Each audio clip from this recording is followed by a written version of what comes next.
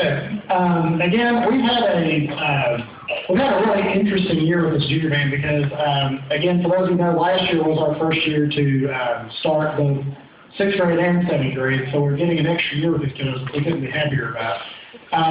One thing I want to clarify what Mr. Caloric meant when he said upper level, lower level, that's not necessarily better or worse, that's simply older and younger. Because this year we're made up of 7th and 8th graders that they have the same amount of experience because they all started beginning band together. But next year we'll have 8th graders who've been in this band for a year, and we're depending on those kids to be the leaders for these beginners moving up into junior band. That's the way a lot of band programs work. That's the way my band program worked when I was still, and it's, having those older players in there is just going to make our junior band even better.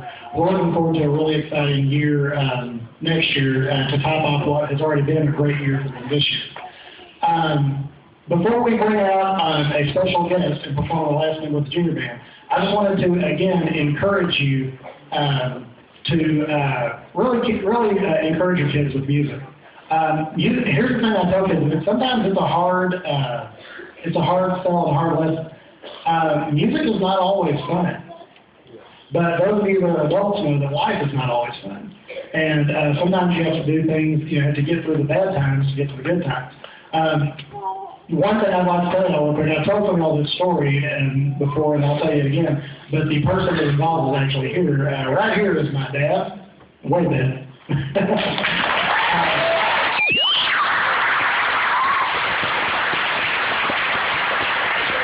and that's presented by lovely mother.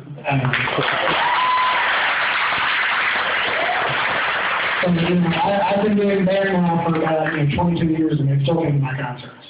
But anyway, now my dad doesn't remember this, and if I've asked him, he really doesn't remember this. But he absolutely changed my life, and I mean this in the most sincere and heartfelt way. But this is a true story. When I was in 8th grade, I ran into a time in band where I wanted to quit, and I've had it with people in it, I've had it with my band director. And so, I walked into the living room where my dad was sitting watching TV, and I informed him. I was like, Dad, I think I'm going to quit band. And here was the conversation. It really wasn't much of a conversation. I was like, no, you're not. And that was the end of it. Because, you just did as Dad said. But, for him, that was just an option. Basically, I don't know my dad's philosophy. His philosophy is that he knew that if I started giving up just because I ran into a rough patch, because he knew how much I loved music, he knew that if I gave up after a rough patch, because once you quit one thing, it's so easy to quit something else and to quit the thing after that. And he didn't want to see that pattern develop in my life. And so, Dad, thank you for that. And then the second thing, the second thing is, I know, I can't imagine how much different my life would be now without my dad making that decision for me. I'm a band director, and I'm a composer. I can play my music all over the world. And I can't imagine how different my life would be without that. I'm sorry. Thank you, Dad.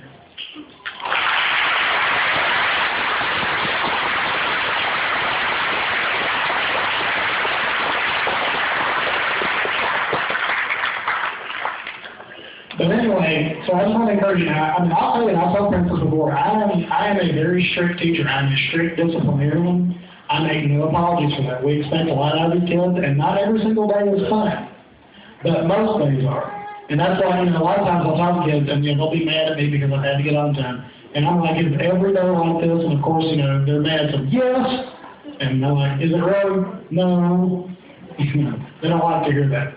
But anyway, and am I saying that all of your kids will be band directors and musicians? No, absolutely not. But, I think, teaching kids, the discipline that they teach kids and the friends they make for a lifetime is just, it's the best gift you can give them. So, again, thank you, parents, for supporting your kids. There's several of you I know we've talked to, we've gotten through some of those rough times. And sometimes we just can't. But, we do the best we can. That's all we're going to ask. Anyway, that's my jibber-jabber. We've got somebody very special here. Some of you may have read in the newspaper or heard some of your kids have told you. We have a very, very special guest with us tonight. I'm going to introduce him. His name is Mr. Richard Salcedo. Mr. Salcedo is the head of bands in Carmel, Indiana. His band program is literally one of the finest in the nation. They have placed in the top band programs for the last 15 years in a row.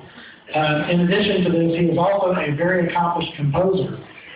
He is one of the composers, well, I said I'm a composer, he's one of the composers that I look up to. You know, I kind of set the bar by. You know, I'm like, this piece, you know, would this be as good as some of you Mr. Salcedo's pieces? So he's just a great individual. Our students got to work with him earlier today. He's an outstanding educator and composer, and he's going to join our junior band for their final piece, which he composed. Please help welcome Mr. Richard Salcedo and the junior band performing Groovy.